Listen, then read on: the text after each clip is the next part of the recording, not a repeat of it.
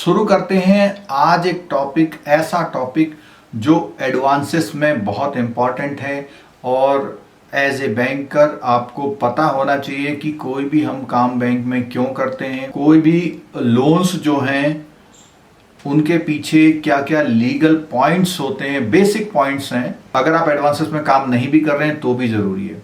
तो देखिए अगर हम जेआईबी की बात करें तो ये टॉपिक जेआईबी में 27 नंबर टॉपिक है, यूनिट जो है, और 27 नंबर यूनिट आपको पता है मॉड्यूल बी में है, मॉड्यूल बी में। अब हमने कहा कि ये सीआईबी वालों के कहाँ है। तो देखिए जो सीआईबी वाले हैं वैसे तो उन्होंने जेआईबी किया होता है, तो अभी आप देखेंगे कई लोगों ने जेआईबी कर लिया लेकिन बहुत सी चीज़ें उन्हें मालूम नहीं होती हैं, फिर भी उन्होंने क्या है जेआईबी कर लिया।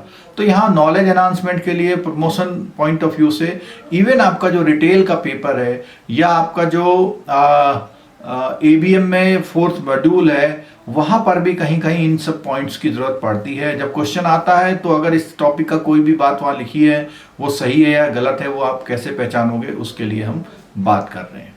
ठीक है, चलिए। तो सीआईबी का भी मैंने बता दिया, खासकर से जो रिटेल वाले हैं या इवन जो सीसीपी वाले हैं, सीसीपी वालों के लिए भी ये यूनिट इंपॉर्टेंट है। ठीक है, तो इस टॉपिक का जैसा कि नाम है, इस टॉपिक का नाम है different modes of charging securities. हम जो है एक एक वर्ड पे, हम जो है एक एक वर्ड पे एम्फेसाइज करेंगे। जब तक हम टॉपिक नहीं समझेंगे तो हमें पूरा टॉपिक रट के हम समझ सकते हैं, ये समझ सकते हैं कि इसमें ये लिखा हुआ, ये लिखा हुआ, लेकिन उसके पीछे लॉजिक्स क्या हैं, कॉन्सेप्ट क्या हैं, वो नहीं समझ पाते। कि ये जो टॉपिक है आपके फर्स्ट पेपर और थर्ड पेपर में, मैंने आपको अभी ध्यान होगा तो बोला था कि लीगल में, मैंने बोला था लॉ वाले जो बैठे हैं उनके लिए भी इंपॉर्टेंट है, तो मैं ही अभी ही कोरिलेट करता हूं। अगर लीगल की बुक आप लेके बैठे हैं तो उसमें जो है मॉड्यूल बी में, लीगल की बुक में मॉड्यूल बी में ये टॉपिक है 15, 16, 17। और जब हम क्लासरूम प्रोग्राम कराते हैं तो क्लासरूम प्रोग्राम में हम 27 और 28 यूनिट को, और ये तो हमारा है पीपीबी में, ये कहाँ पर है हमारा पीपीबी में, पीबी में। और एलएआरबी जो थर्ड पेपर है आपका, जो थर्ड पेपर है, उस थर्ड पेपर में भी 15, 16 और 17 यूनिट, 15, 16, 17 यूनिट। इस टॉपिक को जब हमारी फर्स्ट पार्ट, सेकंड पार्ट या थर्ड पार्ट करके जब पूरा टॉपिक कवर होगा, ये तो पूरा टॉपिक जब कवर होता है तो वो लॉ वाली बुक भी और ये भी दोनों को लेके हम लोग कवर करते हैं और बहुत बढ़िया तरीके से आपका कॉन्सेप्ट होता है। और इम्पोर्टेंस की बात बताएं तो इस टॉपिक में से लगभग 5 क्वेश्चंस आपको मिल जाते हैं। तो अब टॉपिक में सबसे पहले लिखा हुआ है different modes of charging security. ठीक है, इसके लिए मैं एक छोटा सा, हमारे जो देश में या हमारे सोसाइटी में एक सिस्टम चलता है कि गिरवी, सोसाइटी में एक सिस्टम चलता है हमारा गिरवी। जो पुराने साहूकार लोग होते थे, बड़े धनाढ्य लोग होते थे, वो लोग गांव के गरीब या शहर के जो भी गरीब लोग हैं उनको अगर उधार देते थे तो उनके उधार के बदले कोई चीज अपने पास, वस्तु है, पेपर्स हैं, रख लेते थे। और वो पेपर या वस्तु रखने के बाद वो ये कहते थे कि अगर आपने उधार नहीं दिया तो ये हमारा हो गया। बिल्कुल ठीक है, एग्री हैं आप लोग इस बात से? बिल्कुल ठीक है। अब मैं एग्जांपल लेता हूं, किसी के पास हाउस के पेपर है, क्या है, किसी के पास हाउस के पेपर्स है, वो किसी के पास 50,000 रुपये लेने गया, वो किसी के पास 50,000 रुपये लेने गया। जब वो किसी के पास 50,000 रुपये लेने गया, और सपोज कीजिए हाउस की जो कॉस्ट है वो है 20 लाख, वो पेपर लेके गया, 50,000 का उसने कर्जा ले लिया साहूकार से, बैंक से नहीं कह रहे, साहूकार से। और वो जो पेपर्स हैं जिसको हम क्या जानते हैं, रजिस्ट्री के पेपर, रजिस्ट्री या रजिस्ट्री डीड बोलते हैं। ठीक है, ये जो पेपर्स हैं, ये पेपर्स जो हैं उनके पास रख दिए गए। जब ये पेपर्स उनके पास रख दिए गए, वो पेपर अगर आपने 2 ईयर का या 6 मंथ का समय ले लिया, 6 महीने का समय लिया कि भाई ये पैसे मैं आपको रिटर्न कर दूंगा, तो वो कहता है कि अगर आपने 6 महीने में रिटर्न नहीं किया तो ये जमीन हमारी हो जाएगी, मकान हमारा हो जाएगा, या जो सामान है हमारा हो जाएगा, और वो उस जमीन मकान दुकान पर अपना कब्जा ले लेता है और अपना काम करता रहता है। आगे चल के वो उसी का ही मान लिया जाता है। ऐसे आइटम्स की देखो, रजिस्ट्री में तो ये है कि उसको नाम चढ़वाना पड़ता है, लेकिन और चीजों की बात करते हैं, जैसे गोल्ड की बात करते हैं, गाय की बात करते हैं, या उसके पास एक ट्रैक्टर है उसकी बात करते हैं, कोई और सामान है उसकी बात करते हैं। अगर हम इस तरह के किसी सामान की बात करते हैं तो जिसमें कुछ ऐसे सामान होते हैं जिसमें कोई कागज क्रिएट नहीं होता है, तो कागज क्रिएट नहीं होता, तो ऐसे सामानों को गिरवी रखने के लिए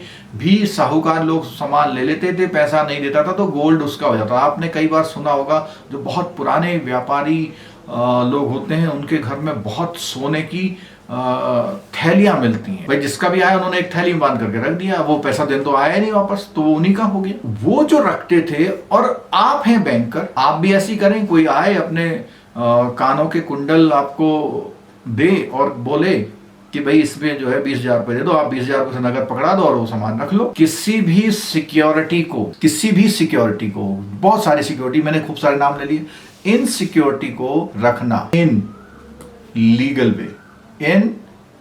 वे, यानी जो भी सिक्योरिटीज होती हैं उनको कानूनी तौर पर रखना, और किसके अगेंस्ट में? Against debt. किसके? ये बहुत बड़ा पॉइंट है भाई, अगेंस्ट डेट, किसी कर्जे के लिए। अब डेट में क्या है? गारंटी भी आती है। डेट में क्या है? गारंटी भी आती है। तो किसी भी कर्जे के लिए रखना, थोड़ा सा दिखाई नहीं दे रहा था, अब दिखाई दे रहा होगा आपको। किसी भी सिक्योरिटी को लीगल वे में रखना, और ये कंडीशन है डेट या गारंटी के, या हम बोलते हैं लायबिलिटी के अगेंस्ट, लायबिलिटी के अगेंस्ट में रखना लीगल वे में, इज नोन एज चार्ज। अब बात समझ में आ गई? पहले जमाने में सीधे रख लेते थे, तो रख तो लेते थे लेकिन चार्ज नहीं करते थे, बस एक कह देते थे कि ये हमारी हो गई। लेकिन अब क्या है, जब से फ्रीडम हुआ है, एक्ट, कानून, खूब सारी बातें निकल के आ गई हैं, तो जब वो सारी बातें निकल के आ गई हैं, बल्कि जो है अंग्रेजों के समय से हमारे वहाँ कानून लिखित होने लग गए थे। पहले तो सब ऐसे ही चलता था, लेकिन अंग्रेजों ने बहुत सारे जो है कानून जो बना दिए, उन कानून और लॉ के अगेंस्ट के अकॉर्डिंग कोई भी सिक्योरिटी को रखना चार्जिंग कहलाता है। और कैसे कोई भी सिक्योरिटी रखी जा रही है लॉ के अकॉर्डिंग, उसको समझाने के लिए हम बोलते हैं डॉक्यूमेंट्स। क्या बोलते हैं? डॉक्यूमेंट्स। तो चार्जिंग ऑफ सिक्योरिटी कैसे होगा? देखो, सबसे पहले इसमें प्रोसेस क्या होगा? एक तरफ तो जाएगा लोन, दूसरी तरफ से आएगी सिक्योरिटी। लोन जाएगा, सिक्योरिटी आएगी, लेकिन इन सब चीजों का जिक्र एक डॉक्यूमेंट में होगा। एक किस में होगा? डॉक्यूमेंट में होगा। अब आपने सुना होगा, आपके में टॉपिक भी है कि जो लो एडवांसेस के डॉक्यूमेंट्स का एक चैप्टर भी है आपके में, तो यहां काफी चीजें क्लियर होती जाएंगी आपकी। और इसमें मजे की बात यह है कि इस चैप्टर में सुनने का बहुत फायदा है, सुनते भी रहेंगे तो ये समझ में आती रहेंगे। ठीक है, डॉक्यूमेंट्स जो क्रिएट होता है, जब ये 3 चीजें होती हैं, कौन से कंपोनेंट बताए मैंने? Number 1 component loan, second component security, और थर्ड कंपोनेंट क्या है? डॉक्यूमेंट। और वो डॉक्यूमेंट कैसा होना चाहिए? As per law. अगर ये 3 चीज होती हैं तो इसका मतलब हमने सिक्योरिटी को चार्ज कर लिया।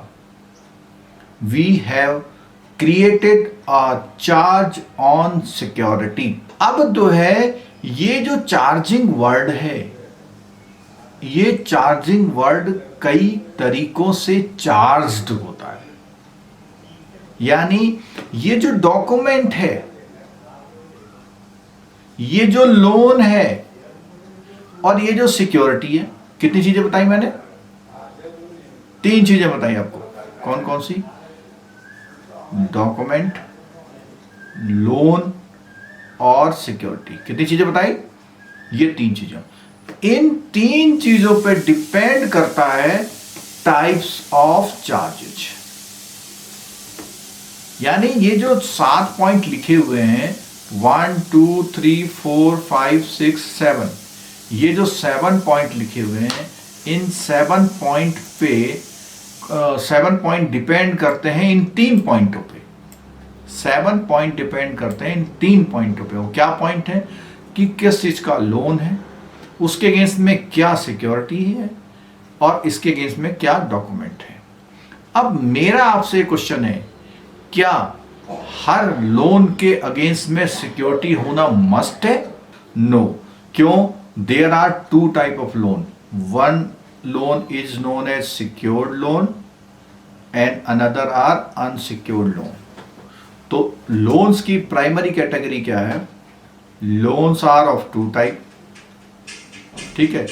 अब लोन्स की बहुत सारी कैटेगरी होती हैं, एक एस्पेक्ट है। दूसरा एस्पेक्ट क्या है? क्या प्रायोरिटी सेक्टर का है या नॉन प्रायोरिटी का है? ये भी एक एस्पेक्ट है। तीसरा एस्पेक्ट, क्या वो सीसी टाइप का है, क्या वो टर्म लोन का? ये भी एक एस्पेक्ट है।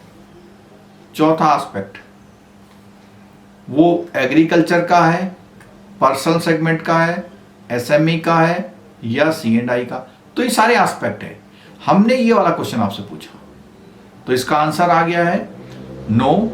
जैसे personal loan, credit card, clean OD, ये सारी चीजें लगभग क्या है? अनसिक्योर्ड होती हैं। तो ये हमारा जो चैप्टर है, ये हमारा चैप्टर पूरा इस तरह के लोन को कवर करता है। ये चैप्टर हमारा पूरा इस तरह के लोन्स को कवर करता है। एक दो चीज ऐसी हैं जहां पर हमारे पास सिक्योरिटी नहीं भी होती है तो भी करते हैं। इन 7 टाइप के चार्जेज में ऐसे कौन कौन से चार्ज हैं जो अनसिक्योर्ड लोन पर हैं? जल्दी से आंसर दे दीजिए। ये 7 टाइप में कौन कौन से लोन हैं? क्लीन ओडी का मतलब होता है जब बिना किसी सिक्योरिटी के अगेंस्ट में ओडी दे दी जाती है। इसका बहुत बढ़िया एग्जांपल ये है, कभी कभी आपका कस्टमर एटीएम से पैसा निकाल लेता है और आपके में बैलेंस नहीं होता है, तो ऐसी कंडीशन में आप क्या करते हैं? उसको ओडी कर देते हैं उस अकाउंट को। This is known as clean OD, और इसका रेट ऑफ इंटरेस्ट 17-18% समथिंग होता है, बहुत बड़ा रेट ऑफ इंटरेस्ट होता है। लियन में सिक्योरिटी होती है। Jan Dhan OD is the example of clean OD, very right. Lien set off appropriation, देखो लियन के लिए मैंने बता दिया, लियन के लिए सिक्योरिटी होती है। इसमें सिक्योरिटी जो होती है वो सिक्योरिटी विदाउट डॉक्यूमेंट होती है, यानी इसमें ये वाला पार्ट मिसिंग होता है। क्या पार्ट मिसिंग होता है? कि सेट ऑफ का राइट नेचुरल राइट है बैंकर्स का। सेट ऑफ का राइट नेचुरल राइट है बैंकर्स का। ऐसे ही एक है एप्रोप्रिएशन। ये 2 राइट विदाउट सिक्योरिटी जो है क्रिएट हो जाते हैं, लेकिन अप्लाई ये सिक्योरिटी पे होते हैं। यानी कहां से एडजस्ट करोगे? इनिशियल जब आप लोन लेते हैं तो उस समय ये जो भी सिक्योरिटी है वो डॉक्यूमेंट में नहीं लिखी जाती हैं, क्योंकि पता ही नहीं होता ये कौन सी सिक्योरिटी है। लेकिन जब इनको एक्सरसाइज करते हैं सेट ऑफ को और एप्रोप्रिएशन को, उस समय इनका यूज होता है। ठीक है, तो अब हम इसको रैप अप कर रहे हैं, बहुत जल्दी से इसको रिवाइज कर रहे हैं। पहला है असाइनमेंट, अब 1 बाय 1 पढ़ेंगे हम लोग। दूसरा है लियन, थर्ड है सेट ऑफ, फोर्थ है हाइपोथिकेशन, फिफ्थ है प्लेज, फिर है मॉर्गेज और फिर है appropriation. By reading this unit, learner will able to get the insight into the characteristics of a different type of charges created on security. देखो बिल्कुल साफ साफ लिखा आ गया। Bank tends to safeguard their advances by taking different kind of security. The main purpose of taking a security is to fall back on it in the case the loan is defaulted.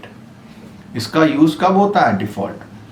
Banks take movable properties, immovable properties or debt as security for a loan. The method of creating charge over a property depends upon the nature of property and nature of, देखो कैसी property है और उस पर कौन सा charge लगा हुआ है, दोनों बातें। कौन सी प्रॉपर्टी है यानी सिक्योरिटी है, प्रॉपर्टी का मतलब सिक्योरिटी, प्रॉपर्टी का मतलब सिक्योरिटी, कौन सी प्रॉपर्टी है, कौन सा चार्ज लगा हुआ है। For example when a bank gives loan against a security of gold ornament, it takes possession wherein when it advance against the security of vehicle or house property, bank does not take physical possession। ये सारी चीजें clear होती चलेंगी। चलो हाँ जी, अब आ गए हम टाइप ऑफ चार्जेस में। नाम हमने कई बार पढ़ लिए। पहला नाम assignment, lien, set off, hypothecation, pledge, mortgage और एप्रोप्रिएशन। आइए असाइनमेंट पे आते हैं। एक क्वेश्चन कई बार असाइनमेंट से आता है, क्योंकि असाइनमेंट में 2-3 बातें ऐसी हैं जो बैंकर्स को पता नहीं होती हैं, आज आपकी क्लियर हो जाएंगी। ठीक है, तो जल्दी से आंसर दे दिए। असाइनमेंट कहाँ लगता है? Actionable claim. चलो, it is a mode of providing security to the banker advance, it is a transfer right. मैं सीधे वही करूंगा, ये देखो यहां आ गया, it is transfer of a right, अपने राइट का ट्रांसफर या प्रॉपर्टी का ट्रांसफर या किसी डेट का ट्रांसफर। अब देखना है, ये बहुत तीनों वर्ड्स बहुत अच्छे। The transfer of, transferor is called assignor. अब एक क्वेश्चन यहां बन गया आपका, and the transferee is assignee. क्या बोला इसने? Transferor is called assignor and the transferee assignee. Borrowers generally assigns, आ गया word, the actionable claim to the banker। The borrower generally assign कर देता है, तभी इसका नाम क्या है? असाइनमेंट। असाइन माने होता है सुपुर्द कर देना। ठीक है, the transfer of actionable claim can be affected only by the execution of an instrument in writing। एक पॉइंट आ गया, देखो इंस्ट्रूमेंट इन राइटिंग, जब तक आपका कोई राइटिंग में इंस्ट्रूमेंट नहीं होगा तो असाइनमेंट क्रिएट नहीं। साइंड बाय द ट्रांसफरर आ गया, देखो साइंड बाय द ट्रांसफरर और बाय हिज ड्यूली एजेंट। अब यहां पे नाम बिल्कुल क्लियर हो गया है कि who is transferor? Borrower. Who is transferor? Borrower. और असाइनी जिसको सुपुर्द किया गया, ट्रांसफरी। जैसे आपने सुना हो एड्रेसी, सुना है? एड्रेसी का मतलब क्या होता है? जिसके पास जा रहा है। ये आप ऐसे याद रख लो। पहले तो मैं यहाँ पे लिख रहा हूँ बैंक, और इसको याद रखने के लिए एक वर्ड लिख रहा हूँ मैं यहाँ पे, एड्रेसी। एड्रेसी का मतलब जिसके पास चिट्ठी जाती है। क्लियर हो गया? Section 3 of transfer of property, ये पॉइंट आपका लीगल है। ये कहाँ लिखी हुई है इसकी कहानी? ट्रांसफर ऑफ प्रॉपर्टी एक्ट के सेक्शन 3 में। अब कई बार क्वेश्चन ये आया हुआ है कि इनमें से कौन कौन से charge transfer of property act में होते हैं। असाइनमेंट अंडर टीपी एक्ट और इधर आपका mortgage under TP act.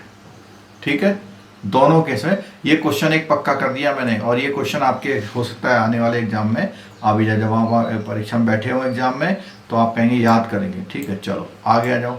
Defines an actionable claim as a claim to any debt other than a debt secured by mortgage of immovable property। बहुत important point है।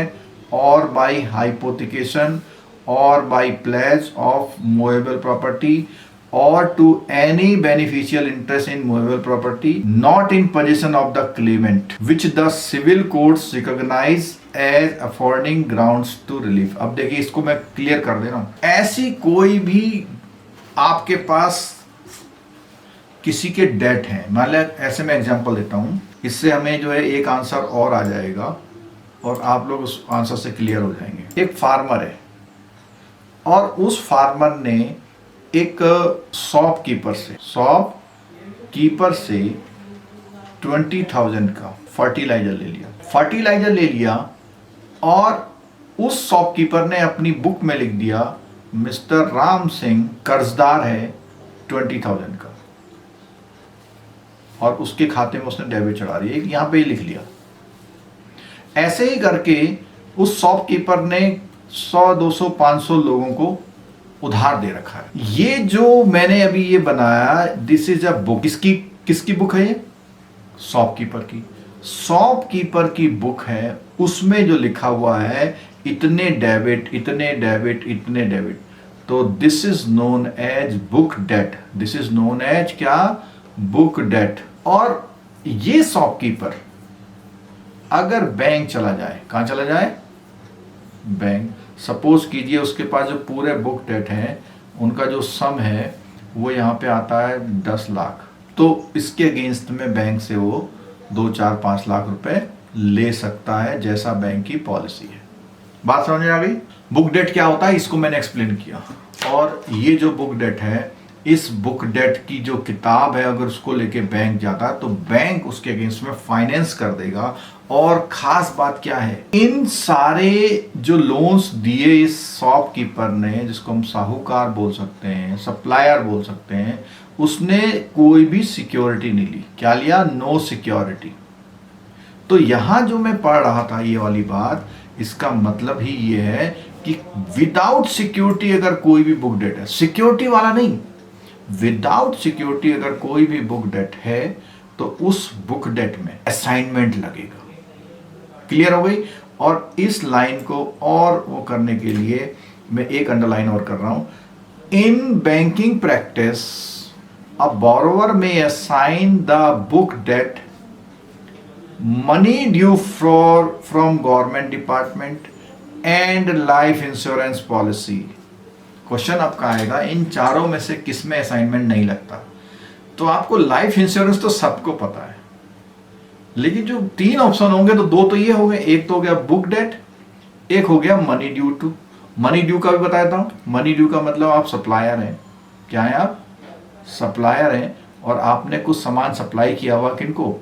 Government को। तो उसके against में उन्होंने क्या दिया है आपको? कोई प्रूफ दे रखा है कि हाँ ये है और आपका इतना पैसा देंगे हम। उसको जब मिलेगा मिलेगा, लेकिन वो उस पर्चे को लेके बैंक आ सकता है, असाइन कर सकता है उसको। मैंने पूछा है क्वेश्चन, जो गवर्नमेंट सप्लाई के अगेंस्ट में एक कागज क्रिएट होता है जिसको बैंक असाइन करता है, उसका नाम क्या है? आपके सिलेबस में है, आगे बताऊंगा मैं। चलो, all the rights and remedies of the transferor vest in the transferee. Transferee कौन है? बैंक। ट्रांसफरर कौन है? उस प्रॉपर्टी के जो भी राइट होते हैं जो असाइन करी है, वो सारे राइट ट्रांसफर हो जाते हैं बैंक को, और बैंक का नाम यहां पे ट्रांसफरी या असाइनी है। उसका वो पेमेंट खुद ले सकता है। ठीक है, आगे देखिए। The transferee of an actionable claim takes it subject to all the liabilities and equities to which the transferor यानी borrower was subject on the date of the transfer। फिर पढ़ते हैं, the transferee यानी bank of an actionable claim takes it subject to all the liabilities and equities to which the transferee was subject on the date। यानी उस सामान के प्रति अगर कोई और देनदारियां उसकी कहीं देनी है, वो बोरोवर ही करेगा। केवल वो इन क्लेम्स को लेने का हकदार होता है। उस पर कोई लायबिलिटी वगैरह है तो उसकी जिम्मेदारी नहीं लेता बैंक। बैंक केवल उसके बेनिफिट को लेता है। ठीक है, अच्छा, और सप्लाई बिल भी हम लोग आज पढ़ेंगे। ठीक है, अब एक्शनेबल क्लेम पे दोबारा बात करते हैं। देखो, एक्शनेबल क्लेम क्या होते हैं?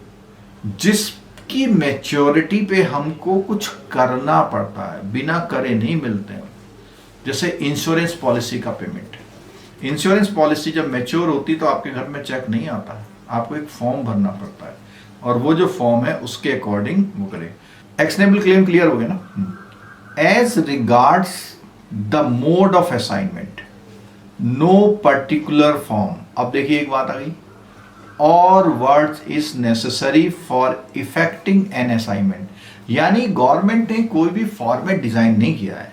आप सिर्फ अपनी कहानी लिख दीजिए, ये इतने लाख का लोन ले रहा है, जब ये लोन नहीं देगा तो इसका मैं पेमेंट ले लूंगा, दोनों ने साइन कर दिया, असाइनमेंट हो गया। In the intention is clear from the long language used,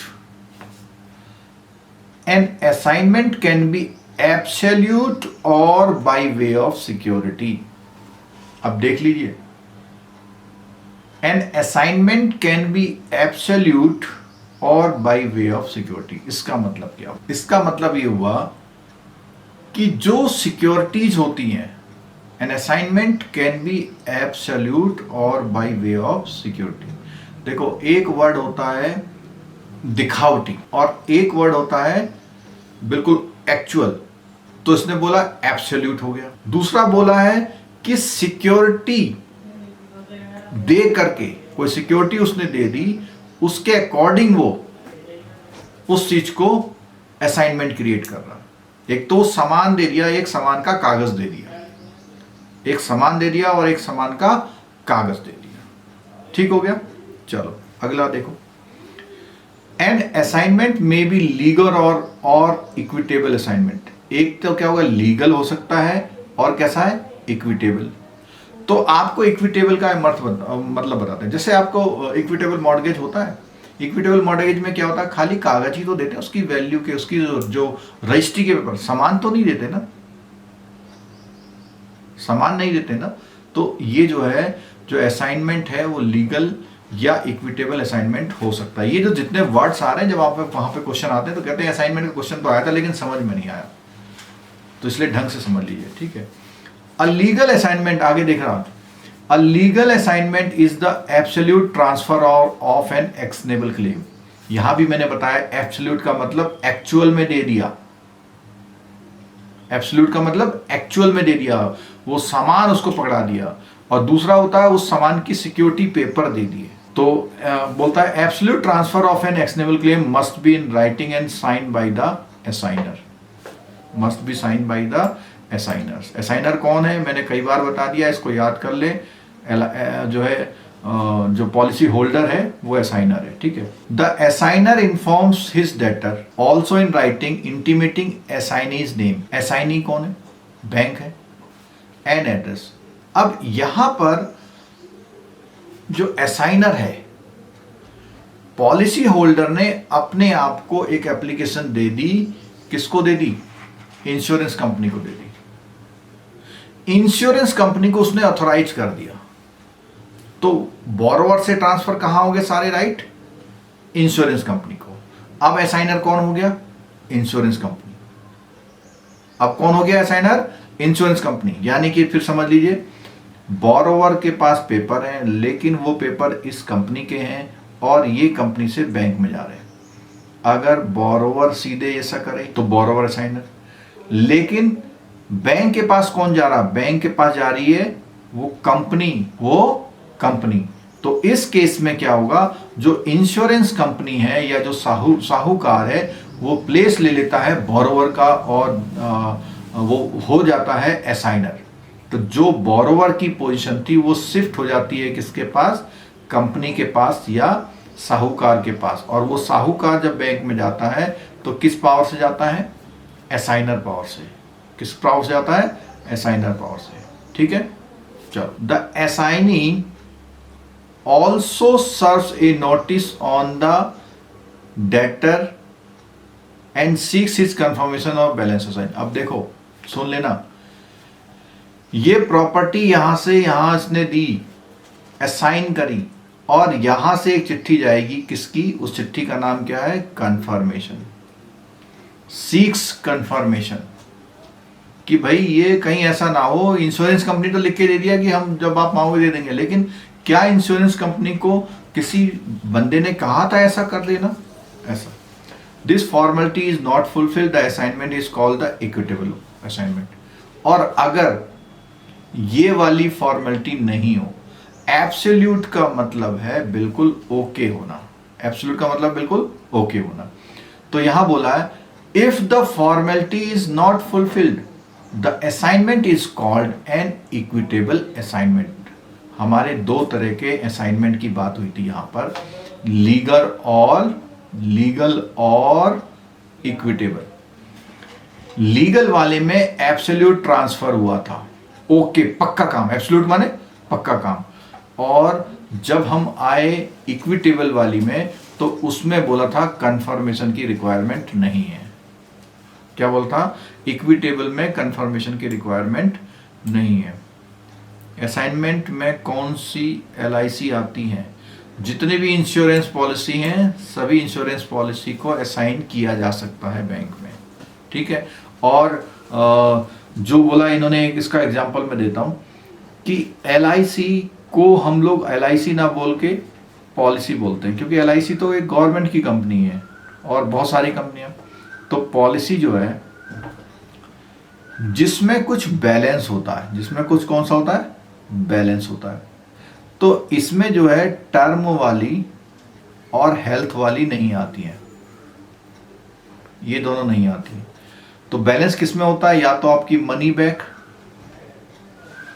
back policy हो सकती है, या आपका कोई पेंशन प्लान हो सकता है, और या कोई ट्रेडिशनल इक्विटी वाले प्लान हो सकते हैं जिसमें क्या होता है? कुछ बैलेंस होता है।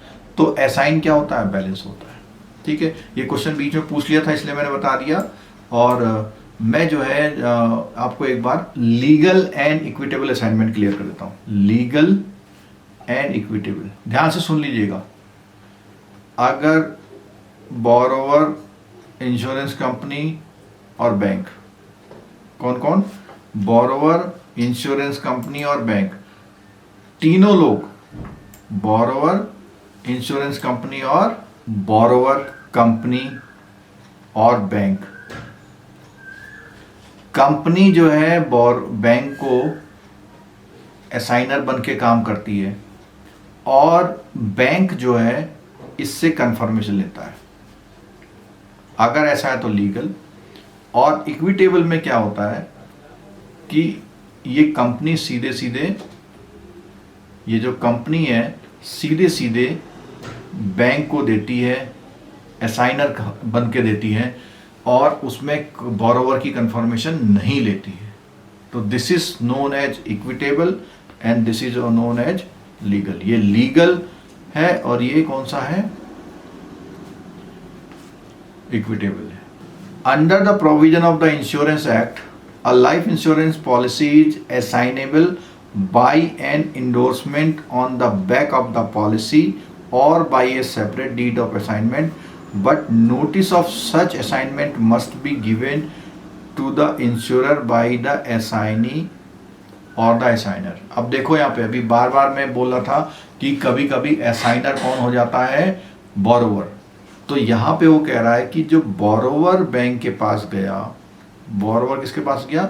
बैंक के पास गया। बोरोवर बैंक के पास गया, लेकिन बैंक ने इंश्योरेंस कंपनी को भी साथ में दिया। क्या बोल रहा है? But notice of such assignment must be given to the insurer by the assignee, यानी नोटिस देना। अब नोटिस देने का मतलब क्या होता है? नोटिस देने का मतलब होता है कि भाई ये जो है अपनी जो पॉलिसी है हम पर असाइन कर रहा है, और इसका जब पेमेंट आएगा तो आप इसको हमको देना, और उसका प्रूफ वहां भेज देते हैं। ठीक हो गया? चलो नेक्स्ट आ गया लियन।